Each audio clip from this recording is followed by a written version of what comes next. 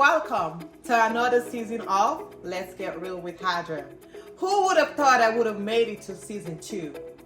But here we are, and I just can't wait to share this exciting journey with you all. Season 1 was a whirlwind of emotions filled with laughter, some tearjerkers, and all around good old fun. Season 2 digs deeper into the diaspora, and it's just get real. I can't wait to share this exciting journey with you all, so stay tuned. You definitely don't want to miss this.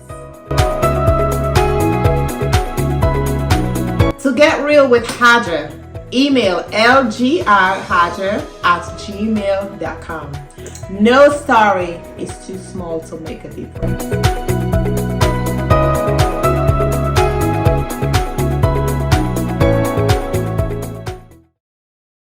Welcome to another edition of Let's Get Real with Haja.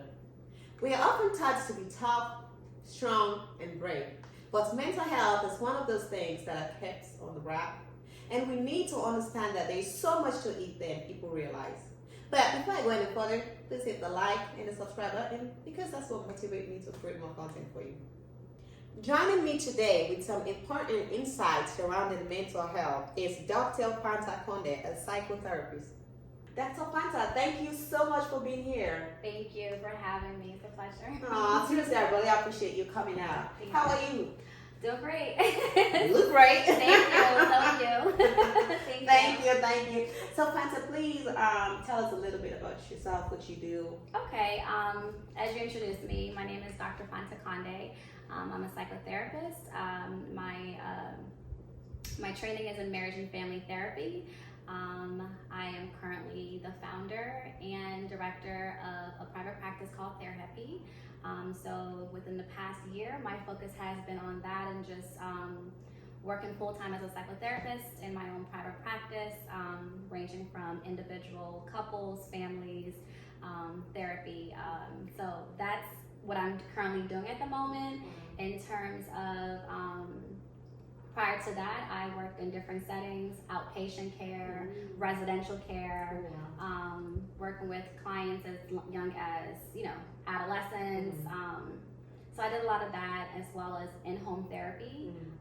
So now I've kind of put all of that together and have created my own, and I'm loving it for the past year, just being my own boss and just really focusing more on clients and less on the, when you're working for big companies, there's a different focus there. So I just love that I can just be clinical and just enjoy that. That's great. Black girl magic.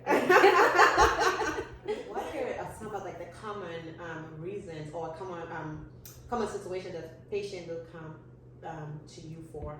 Okay. For a lot of the clients that I have noticed, depression seems to be one of the main things that is reoccurring. Depression, anxiety, and relational issues as well is common because we're always interacting. A professor of mine once said we're always communicating. A chair sitting down is communicating to you. Our nonverbal, so those interpersonal relationships are also reasons. Sometimes, like they said, teeth and tongue, the jam. So sometimes we may need to brush up on our communication skills and things like that. So people come in for various reasons: depression, anxiety, various mood disorders as well. And a lot of kids, maybe not just kids, but people in general struggle with how do you manage those emotions that I'm feeling? How do you manage a lot of what I'm experiencing? So they come into therapy to not only talk about it, but to be able to identify how they can work through those challenges. So if I was just to list two top things, would be anxiety and depression, especially in today's pandemic, what we're going through right now. It's definitely brought a lot of those issues up for people. But what does your demographic look like? Because when we think of, for Africans, when we think of mental health, it's kind of taboo. We're thought to be strong. So mental health doesn't exist in our world, you know. So I was do you get a lot of Africans? And by all means, I am a therapist that practice with, I accept all clients. But there's this tickle in my heart when I get someone of a minority, someone of even a Muslim client. I'm Muslim, so like that happened. So for me, I think a lot of, yes, of course, a lot of the clients that I do get are maybe of, the Caucasian race. But I gotta say, I think we are up and coming. We are definitely coming around, whether it's African American or people from different countries in Africa and things like that. We're coming out like little by little, because I know as a Sierra Leonean, growing up, you didn't have that safe space to talk about your emotions, so to speak, or to just express how you're feeling. But I think that we are definitely making our way as a minority. That's good, because when you think of mental health, it's like, what is mental health? Like, what happened to mental health? All the breakdown that we go through. Now, at least for me being out here, and I got to realize, like, that's really mental health. Because, like, the way we stigmatize, we have that negative connotation towards mental health. And so, anything that mental health, you think crazy, psycho, cuckoo, but it's actually not. It's not. Yeah. It's not. We're depressed every day. Going through the traffic. It's depressing. It's depressing, Right. So, like, it doesn't have to be something big or out of this world for you to realize that you're having, a meltdown. And, Right. And sometimes it's just emotional for right. no reason. Like, you're pregnant. How do what's my decision at this point? How do I work through making my decision? Mood swings. Yeah. Wow. Right. That's such a broad topic. I think what you highlight as far as like, we catastrophize it and say, it has to be crazy or it has to be big. Sometimes people engage in therapy for maintenance. Yeah. You can talk to someone that's trusted. It's not your girlfriend. It's not your homegirl. You can talk to someone. Someone that's not going to judge you. Absolutely. So what are some of the symptoms or signs of mental health related issues? It varies. That's all contingent on what the diagnosis is. But just to name a few, you may have isolation. You may have someone that's withdrawn. You may have someone who can't get up out of bed in the morning. Missing days of school, missing days at work, not being able to concentrate. Mood swings. You'll see someone happy one moment and extremely upset the next for no apparent reason to you, as an outsider. And also, we have to also look at the nonverbals, of those people and how they're communicating with you as well. But mostly, some of those are the reasons. Some of the symptoms, And you have the physical symptoms too, right? Which gets more like in terms of like suicidal, where you can see someone that's cutting. So like the physical symptoms. Oh, wow. You can look at their body and just see if they're, little marks on them. Those are symptoms, and how you can identify, okay, where is all these marks coming from? Is this person cutting themselves to kind of like relieve some of the pain, to externalize some of the pain that they're going through internally? So there are different. What you just mentioned would be like a more severe case, yes. Wow. That's intense. It is intense. So the symptoms vary from person to person. Overeating. When you're overeating is also. I mean, yeah. What? It can be overeating or not eating enough or changing appetite. Let's just say changing appetite as well. No, I like the overeating part because I don't think why I'm suddenly hungry. Well, you have to push it upon now. Overeating, not sleeping enough, nightmares, weight gain, different reasons. So what's the craziest you've said? I think being in this field is hard to say, like, whatever, but some of the things that come your way, you raise your eyebrows too. And that's because you're not, we're all humans, you're not used to certain things, and it's just like, how do you maintain your composure and really just kind of like support that client through what they're going through?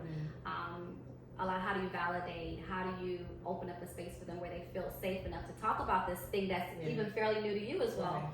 But just creating that space for them so they feel like they can talk to you and engage to you about it.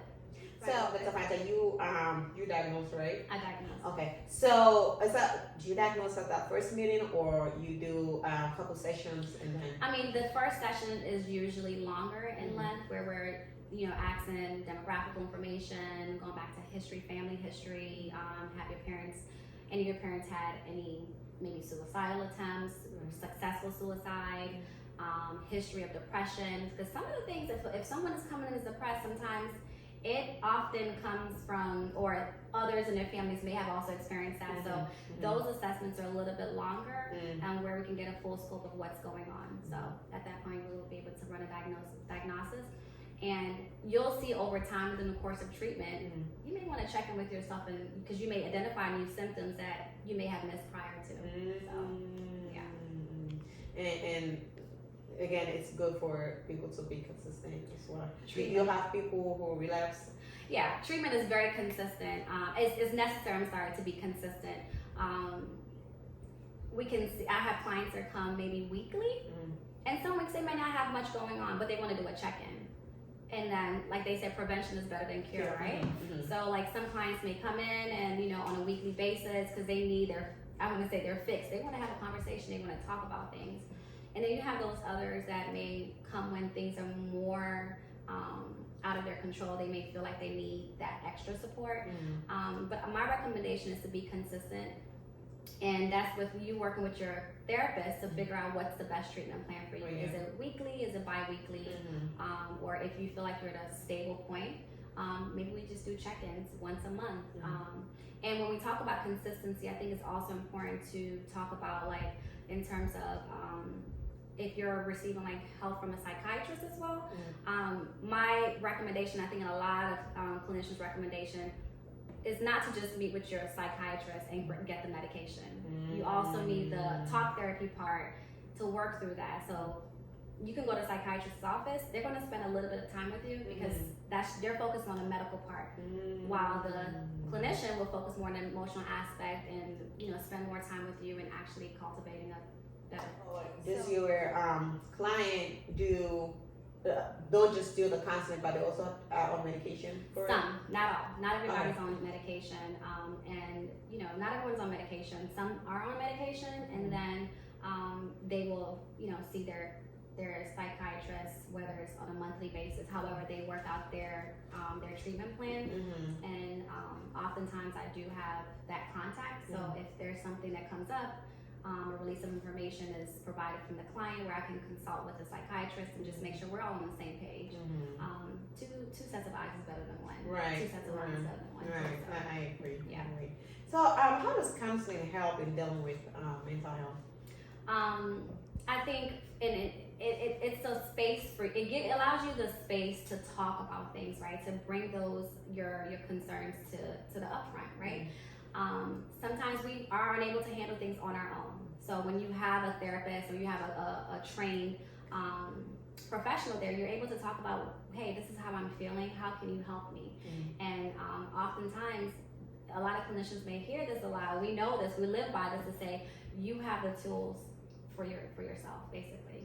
So the being in treatment or therapy, as we would say, helps us to be able to identify what is it that we need and identify our symptoms, our triggers, and develop coping skills to actually work through our challenges.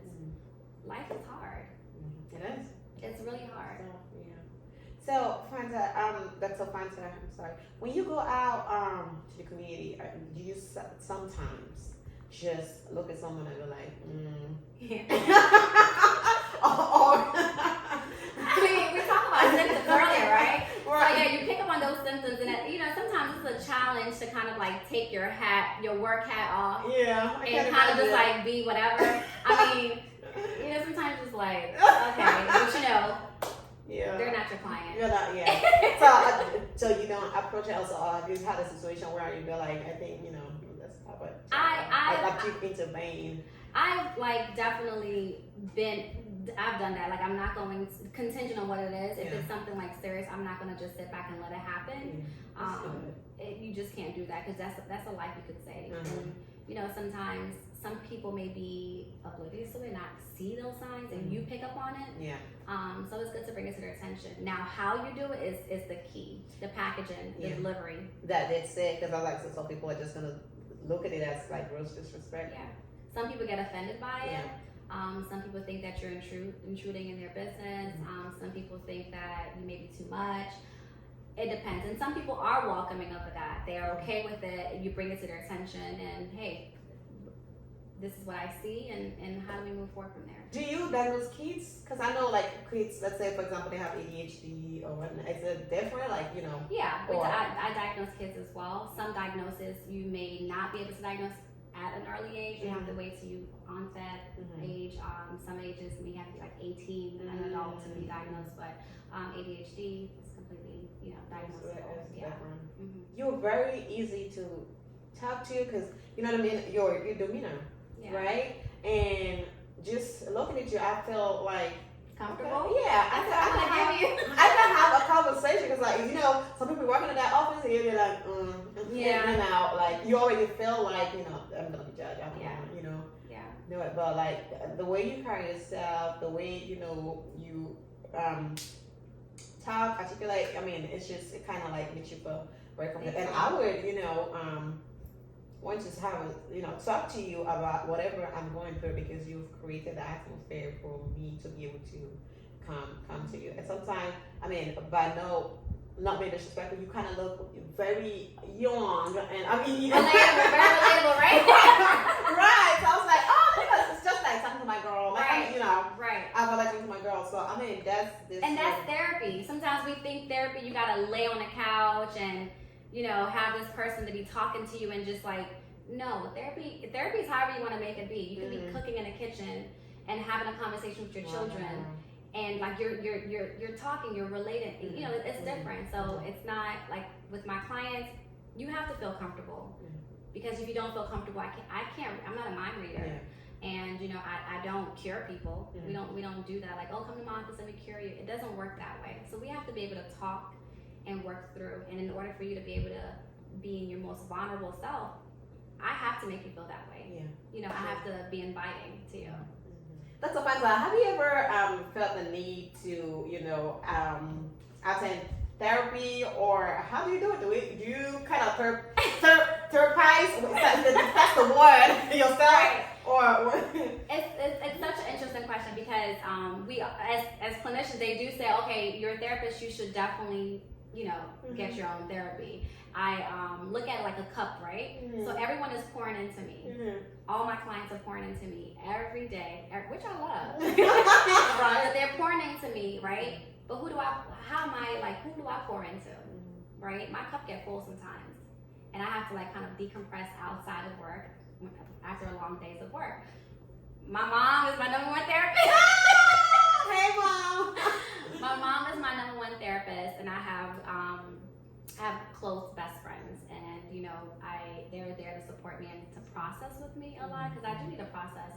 I also do a lot of peer consultation or supervision with some of my clinician friends, getting that support and feedback from them because they understand from that perspective and things that maybe my family and friends may not understand. And have I been to a therapist? Yes, I've been to a therapist. I've been to a therapist. I mean, you have to practice what you preach, right? You have to practice what you preach. I've been to a therapist, and I had to take my therapist hat off. That was a challenge because all therapists don't practice the same. And it felt good being in the other seat, being so vulnerable. It felt good.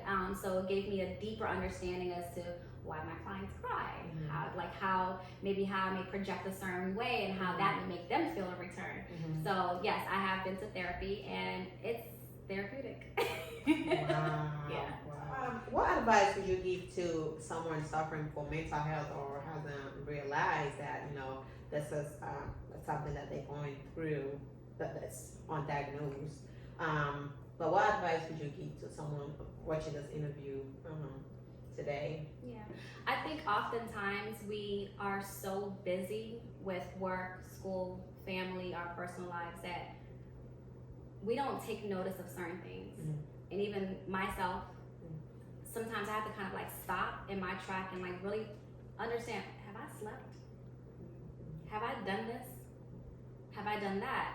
You know, really taking a moment to kind of like really make your own observation of yourself.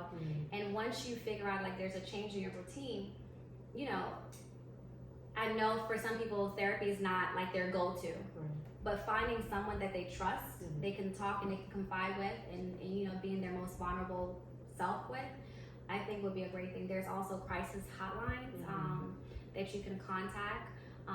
There are a lot of different, you can contact your insurance provider at the back of your card. You can look back there. I don't know what exactly it'll say, but contact your insurance. A lot of insurance companies will offer EAP services as well. And the EAP is employee assistant program. There Mhm. you go. So she knows.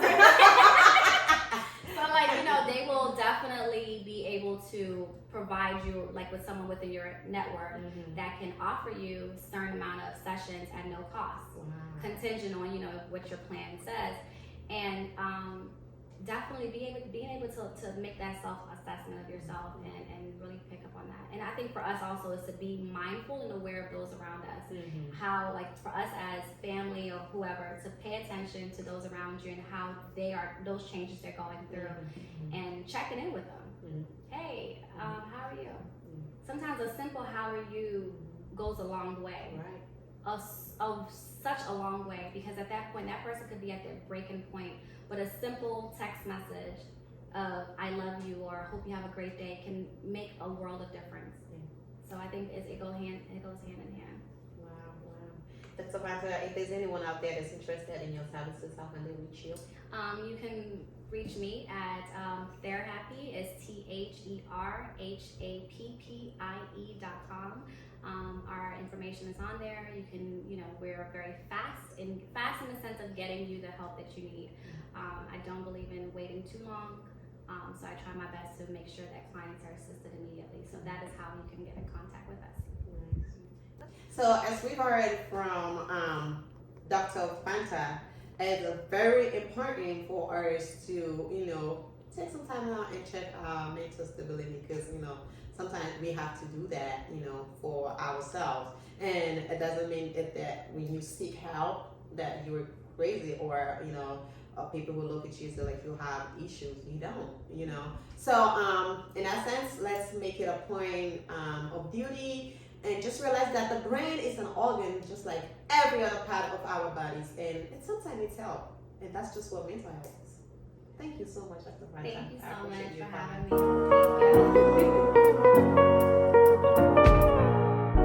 All because of you, I be on the phone all night long. Don't be smart when you do it to me. Oh no.